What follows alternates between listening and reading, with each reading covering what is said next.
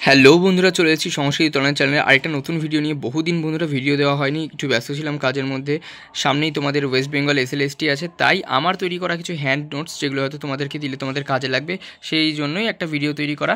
এটা মূলত সংস্কৃত কাব্যর থেকে ভিডিও তৈরি করা, যেখানে বিভিন্ন কবিদের সংক্ষিপ্ত পরিচয় করা রয়েছে। তোমরা যদি এই ছকটা দেখে যাও, এটা পড়ে তো আমার খুব উপকার হচ্ছিল নেট পরীক্ষার ক্ষেত্রে।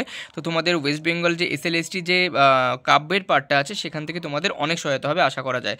তো বন্ধুরা চলো ভিডিওটা শুরু করি। তো বন্ধুরা আমরা প্রথমে চলে আসবো অশ্ব ঘোষের। সংস্কৃত সাহিত্যের বৌদ্ধ কবি ছিলেন অশ্ব ঘোষ। কনিষ্ঠের গুরু ছিলেন মাতা সুবর্ণাক্ষী। ভীষণ ইম্পর্টেন্ট, সুবর্ণাক্ষী পুত্রকে এটা পরীক্ষাতে বহুবার আসা কোশ্চেন। জন্মস্থান হচ্ছে অযোধ্যা সাকেত।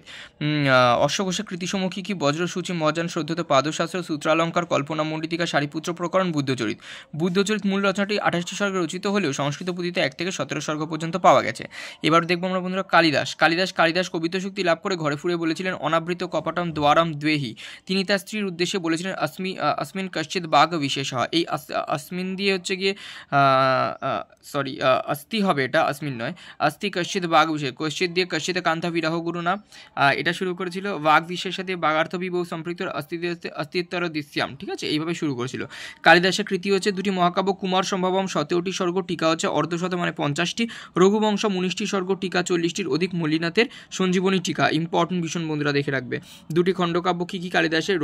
ঋতু সংহারাম 6টি স্বর্গের, শ্লোক সংখ্যা 152টি, এবং মেঘদূত 2টি খণ্ড, পূর্বমেঘ এবং উত্তরমেঘ। 3টি রূপক মালবিকাগ্নিমিত্রম, অঙ্ক হচ্ছে 5টি, বিক্রমোর্বশীয়ম অঙ্ক হচ্ছে 5টি, অভিজ্ঞান শকুন্তলম অঙ্ক হচ্ছে 7টি, নায়ক হচ্ছে দুষ্যন্ত, নায়িকা শকুন্তলা, উৎস মহাভারতের আদি পর্ব, এবং রস হচ্ছে বীর রস। ভারবী। প্রচলিত জনশ্রুতি অনুযায়ী ভারবী রাজা ভোজের সভাসদ ছিলেন। মাতা সুশীলা, পিতা শ্রীধর, পত্নী রসিকা বা রসিকবতী। সময়কাল খ্রিস্টপূর্ব 6ষ্ঠ শতক।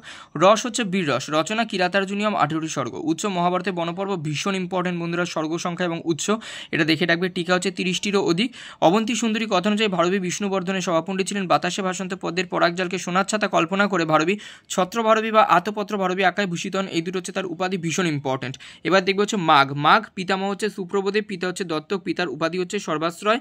সময়কাল 7ম শতাব্দীর মধ্যে। প্রবন্ধ চিন্তামণি লেখক মেরুতুঙ্গাচার্য বলেছেন মাঘের বাসস্থান ছিল শ্রীমালনগর। মাঘের কৃতি কি দেখবো? শিশুপাল বধ, 20টি স্বর্গ, 1625টি শ্লোক, ভীষণ ইম্পর্টেন্ট বন্ধুরা। উৎস হচ্ছে মহাভারতের সভাপর্ব। স্বর্গ সংখ্যা এবং শ্লোক সংখ্যা খুব ভালো করে পড়ে রাখবে। এই শিশুপাল বধের যে নায়ক কৃষ্ণ, প্রতিনায়ক শিশুপাল, নায়িকা রুক্মিণী। মাঘের উপাধি ঘণ্টা মাঘ, এটাও ভীষণ ইম্পর্টেন্ট। টিকা হচ্ছে 25টির অধিক। শ্রীহর্ষ হচ্ছে তার মাতা হচ্ছে মামল্য দেবী, পরীক্ষাতে ভীষণ আসা প্রশ্ন এটা। পিতা শ্রীহরি, পিতা শ্রীহীর বা শ্রীহরি কান্নকুব্জরা বিজয়চন্দ্রের সভাপণ্ডিত ছিলেন। শ্রীহর্ষ মাতৃচরণাপোষক ছিলেন, তার প্রমাণ পাওয়া যায় মাতৃচরণ মোজালি মৌল মহাকাব্য থেকে। শ্রীহর্ষের কৃতি হচ্ছে নৈষধীয় চরিতম, 22টি স্বর্গে, 2830টি শ্লোক, ভীষণ ইম্পর্টেন্ট। এটি মহাভারতের নল দময়ন্তী উপাখ্যান অবলম্বনে রচিত। এইটা কোথা থেকে নেওয়া হয়েছে এটা ভালো করে দেখে নেবে। খণ্ড খাদ্য এটা হচ্ছে ন্যায় দর্শনের গ্রন্থ, এটাও পরীক্ষাতে আসা প্রশ্ন। স্থৌরীয় বিচরণ প্রকরণ, বিজয় প্রশস্তি, অর্ণব বর্ণন, গৌরব বিষ কুল প্রশস্তি, শিবশক্তি সিদ্ধি, ছিন্দ প্রশস্তি, নবসাহসাঙ্ক, চরিত চম্পু ইম্পর্টেন্ট বন্ধুরা, এই গ্রন্থগুলো দেখে রাখবে। তারপর আমরা দেখব বিলহন কাশ্মীরি কবি ছিলেন। জন্মভূমি কাশ্মীর, প্রপিতামহ মুক্তিকলশ, পিতা হচ্ছে রাজকলশ এবং পিতা হচ্ছে জ্যেষ্ঠ কলশ। মাতা নাগদেবী, ভাই ইষ্টরায় এবং আনন্দ। কৃতি হচ্ছে বিক্রমাঙ্ক দেবচরিত, 18টি স্বর্গ। স্বর্গটা মনে রাখবে এবং কৃতিটা মনে রাখবে। বিষয়বস্তু কি? চালুক্য বংশীয় রাজাদের ইতিহাস, এতে বিক্রমাদিত্যের জীবনচরিত বর্ণিত হয়েছে। বিলহনের পিতা মহাবাসের উপর একটি টিকা লিখেছেন। এটা একটা সিম্পল লাইন পাওয়া গেছে এটা গ্রন্থ থেকে, এটা তোমরা না পড়লেও চলবে।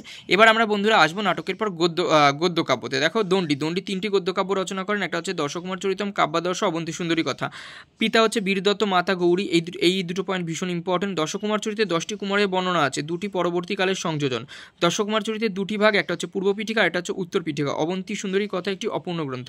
আচ্ছা বন্ধুরা, প্রসঙ্গক্রমে একটা বলে রাখি, এই যে আমি পরপর কবিদের নাম বলছি, এটা কিন্তু তাদের সময় অনুযায়ী পরপর করে। পরীক্ষাতে অনেক সময় বিভিন্ন কবিদের নাম দিয়ে দেয়, তো সেই অর্থে কিন্তু আমাদেরকে পরপর সময় ওয়াইজ যদি আমাদেরকে সাজাতে হয়, ভিডিওটা কিন্তু তোমাদের জন্য একদম পারফেক্ট। তোমরা কিন্তু আমি যেভাবে বলে গেলাম সেইভাবে তোমরা যদি লক্ষ্য করো, তাহলে বুঝতে পারবে কে আগে কে পরে এসেছে। বাণভট্টকে ষোডল চক্রবর্তী উপাধি দিয়েছেন।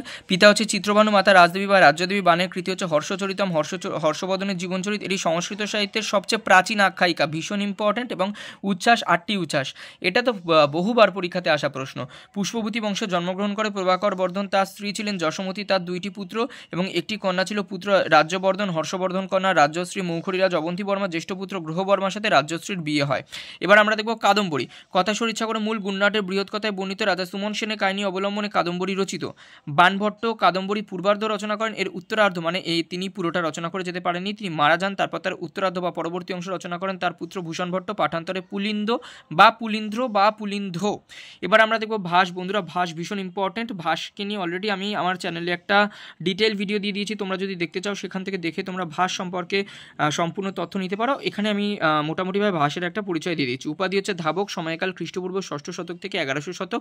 ভাসের 13টি নাটক পাওয়া যায়। রাম কথাশ্রিত নাটক হচ্ছে প্রতিমা নাটক, মহাভারতাশ্রিত পঞ্চরাত্র, মধ্যমবায়ক, দুধ ঘটোৎকচ, উরুবঙ্গ, ভগবত কথাত্মক এবং বালচরিতম, লোককথাত্মক, দরিদ্র চারুদত্ত, অভিমারক, উদয়ন কথাশ্রিত, প্রতিজ্ঞা, যৌগন্ধরায়ণ, স্বপ্নবাসব দত্তম। ভবভূতি বাসস্থান পদ্মপুর, মাতা জাতুকর্ণী, খুব ইম্পর্টেন্ট পয়েন্ট, জাতুকর্ণী পুত্র ভবভূতি, এটা পরীক্ষাতে আসে। পিতা নীলকণ্ঠ, এটাও খুব ইম্পর্টেন্ট। বাস্তবিক নাম হচ্ছে শ্রীকণ্ঠ, উপনাম হচ্ছে ভবভূতি, গুরু হচ্ছে জ্ঞাননিধি, এটাও পরীক্ষাতে আসা প্রশ্ন। ভবভূতি তার বিস্তৃত বিবরণ দিয়েছে মালতী মাধবে। পয়েন্ট টু বি নোটেড বন্ধুরা, এটা ভালো করে দেখে রাখবে। মালতী মাধবে 10টি অঙ্ক, মহাবীর চরিতমে 7টি অঙ্ক, উত্তর রামচরিত হচ্ছে 7টি অঙ্ক। এই তিনটেই তার কৃতি। রামায়ণের উত্তর পর্বকে কেন্দ্র করে এটি লেখা হয়েছে। এখানে পরিচারকের নাম হচ্ছে দুর্মুখ, লক্ষণের পুত্র হচ্ছে চন্দ্রকেতু, এর রস হচ্ছে করুণ রস। আর এইটা ভীষণ ইম্পর্টেন্ট একটা পয়েন্ট বন্ধুরা, ভালো করে দেখে রাখবে। ভবভূতি রচনার একটি বিশেষ দিক, তিনি তার রচনাতে বিদূষক চরিত্র রাখেনি। বিশাখ দত্তের কৃতি হচ্ছে মুদ্রা রাক্ষস, সেটি সংস্কৃত সাহিত্যের একমাত্র রাজনৈতিক নাটক। এর অঙ্ক হচ্ছে 7টি, রস হচ্ছে বীর। নন্দবংশের মহামন্ত্রী রাক্ষস, চন্দ্রগুপ্তের মন্ত্রী ছিলেন চাণক্য, এতে কেবলমাত্র একটি নারী চরিত্র আছে। এরপর বন্ধুরা আমরা চলে আসবো শূদ্রকের কৃতি হচ্ছে মৃচ্ছকটিকম, অঙ্ক 10টি, নায়ক চারুদত্ত, নায়িকা বসন্ত সেনা, রস হচ্ছে শৃঙ্গার রস। অম্বিকা দত্ত ব্যাস, কৃতি হচ্ছে সিরাজ বিজয়, উপাধি হচ্ছে অভিনব বাণ, বিষয়বস্তু ছত্রপতি শিবাজীর জীবন বৃত্তান্ত, সময়কাল 1985 থেকে 1900 খ্রিস্টপূর্বাব্দ। হর্ষবর্ধনের 4টি পূর্বজের নাম পাওয়া যায়, যথা কারা কারা: নরবর্ধন, রাজ্যবর্ধন, আদিত্যবর্ধন, প্রভাকর বর্ধন। কৃতি হচ্ছে নাটিকা প্রিয়দর্শিকা, 4টি অঙ্ক, কথা সরিৎসাগর এবং বৃহৎ কথা এর উপজীব। বৃহৎ কথা গুণনাট্যের বৃহৎ কথা, রত্নাবলী হচ্ছে 4টি অঙ্ক, নাটক হচ্ছে নাগানন্দ 5টি অঙ্ক। লাস্ট আমরা যেটা পড়বো সেটা হচ্ছে ভট্টনারায়ণ, উপাধি মৃগরাজ, একমাত্র কৃতি বেণী সংহার, এর অঙ্ক সংখ্যা ভীষণ ভালো করে পড়ে রাখবে বন্ধুরা, অঙ্ক হচ্ছে 6টি, রস হচ্ছে বীর, এছাড়া ভয়ানক, বিভৎস, রৌদ্র আর উৎস হচ্ছে মহাভারত। তাহলে বন্ধুরা এই ছিল আজকের ভিডিওটা ভালো লাগলে অবশ্যই চ্যানেলটা সাবস্ক্রাইব করে বন্ধুদের সাথে শেয়ার করে দেবে। মার্কেটে প্রচুর বই আছে আমি জানি, এই সম্পর্কিত তোমরা অনেক ইনফরমেশনে নানা বই পেয়ে যাবে, কিন্তু আশা করি এই ভিডিওটা দেখার পর তোমরা এখান থেকে ডেফিনেটলি SLST পরীক্ষাতে কমন পাবে। এবং নেক্সট তোমরা বন্ধুরা কি ভিডিও চাও আমাকে কমেন্ট করে জানাবে, আমি কিন্তু অতি সত্ত্বর তোমাদের জন্য ভিডিও আনার চেষ্টা করব। বাই বাই বন্ধুরা, ভিডিওটি ভালো লাগলে সাবস্ক্রাইব করে দেবে।